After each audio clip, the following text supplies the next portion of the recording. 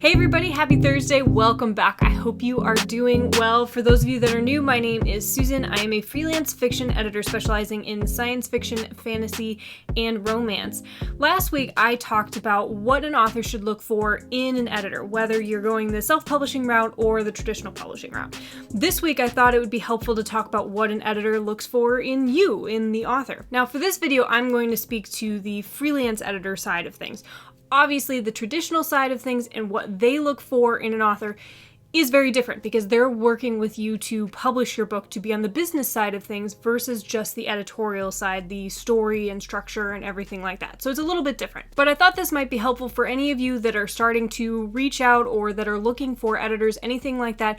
As you think about not only what you need to consider when you reach out to them, you're also thinking about how to present yourself, what's going to make them want to work for you, not for a different author that is vying for the same time slot. Now, obviously, I am speaking from personal experience. I do not speak for all freelance editors out there. This is something that I sort of look to as my top 4 things I look for in an author as I consider whether or not we should work together moving forward. But I think it's a pretty good list to give you an idea of what in general freelance editors are thinking about as you interact with them and talk about a project or several projects moving forward. As always, budget and schedule is going to be the number one thing that everybody thinks about. So I'm not even going to mention that because you already know budget and schedule is going to be a consideration. But what else? The first thing I look at is making sure I think it's somebody that I know I can help. And the key to this is obviously the free sample edit that I do. That free sample edit is not only there for you to show you how I work, what kind of questions I ask, what I'm going to help with in your manuscript and how that's sort of going to go if you work with me, but it's also helpful on my end to show me your style, how you write, your voice, your characters, everything like that, to make sure even from that small snippet, and again, like I said in my last video, a sample edit can be as small as 5 or 10 pages, but it's a good indicator to show sort of where you're at in a quick snippet. Sometimes there might be too many writing issues for me. So I am a book editor, I am a book coach, I am not a writing coach. And the difference between that is a writing coach is going to walk you through how to show versus tell, how to transition your scenes, how to describe your characters and work that into the narrative. If you're looking for a book editor, they're helping you make your story better. They are giving you questions and considerations that might point out at some points when you're showing versus telling or when a description doesn't work or something like that, but it's with the general assumption that you will know what that means and have different ways that might be able to fix it. Now, that's not to say that'll be every single time. You should always feel free to ask questions or if anything's unclear or anything like that, but for the most part, having that base knowledge of writing and structure and how that works is key, because then as the freelance editor, I can focus on the deeper questions, the story questions, the character questions, how everything fits together instead of working you through the writing. So that's a huge indicator for me, again, from the sample edit. On the other side of that, there are some authors that send me samples where I'm like, I don't know that you need a line edit. I don't know that you need an in-depth developmental edit. So I will a lot of times talk them maybe into a lower package if they need to work with me at all, especially if they're going traditionally publishing.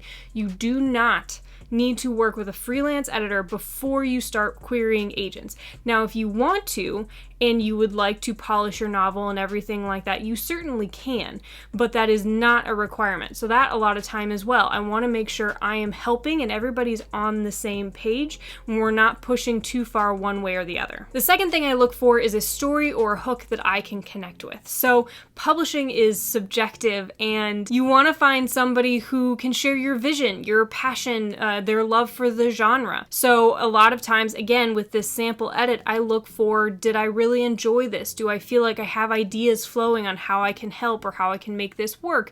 Do I have different suggestions that I could give? What can happen is if a freelance editor signs on with a project that they don't connect with, they probably still can help in some cases. They can help with the writing, they can help with the structure, everything like that. But if that same passion and vision isn't there, you're not going to get as much of a connection to the story, connection with the author, and there's so much potential left on the table there. So, you know, for people that are writing literary stories, so I am a commercial fiction editor. If somebody's coming to me with a literary story that has this beautiful poetic language and it's absolutely gorgeous, gorgeous and they're taking their time as they're, exploring some sort of adventure or something like that. It's a gorgeous story, but that's not how I read or how I edit. So I'm not going to have nearly the inspiration to say, oh, but what if you did this? Or this sort of goes against how many of these stories work. Do you maybe want to do this instead? I'm not going to have the expertise, the passion to give you those suggestions. So while I might be able to help, it's not probably going to be the right editor fit. So that's something I always keep in mind. The third thing I look for is an author that's excited about the process and willing to listen. I want to work with somebody that's wanting to improve, that's not afraid to ask questions, even questions that they might think are basic or dumb or anything like that. There are no such thing as bad questions here, and that want to make changes. You would be surprised how many authors reach out and they want to have an edit, they want to go through this whole process, they have no problem with the pricing or the schedule or anything like that. They've written a great story, and when I come back with suggestions and changes and problems, it's not well received. And they really just wanted somebody to read through and say, hey, this looks fabulous, I think you've done a great job and you're ready to go, whether it's self-publishing or they're sending it out to an agent or however they want to move forward. That's not what an editor does. I am here, even if I absolutely love your story, I am here to say, how can we make this better? How can we push this even further? How can we make your writing even better? And that means making changes, making edits, being open to suggestions. Now, keep in mind, I'm not saying you have to agree with all of my suggestions. As my authors know, I sometimes have some radical ideas where they're like, crazy lady, get out of here, which is perfectly fine. But my authors are always willing to listen and are excited to hear about my ideas, and while they may not agree, maybe they've thought of something better or how they can change it differently that will still solve the problem or that might take the book in an even better direction. So somebody that I can work with, an author that I can work with that is going to be a partner on this project, that is excited to take that next step forward, is key to me in working together. Finally, my fourth thing that I look for is an author that has a clear goal and vision for their publishing journey. Now, all journeys are different. Some people are looking to go the traditional route, self-publishing route. Some people just want to polish their books for maybe personal reasons, or they want to go for a magazine or something like that.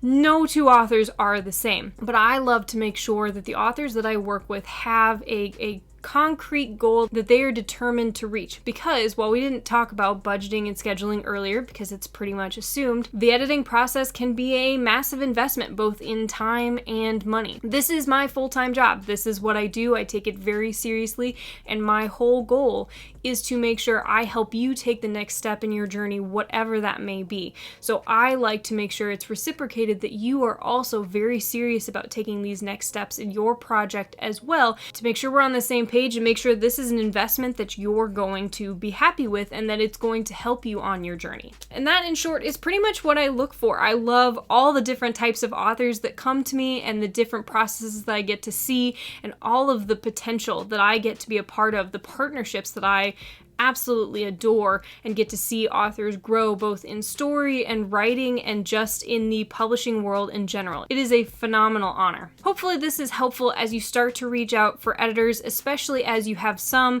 that may not be the right fit for you and others that you have to choose between. You can sort of keep these in mind, as well as I highly recommend you check out my previous video on what you want to keep in mind as you start to look for an editor for your own considerations. Don't forget to like, comment, and subscribe below. It really helps the channel. And until next week, keep writing.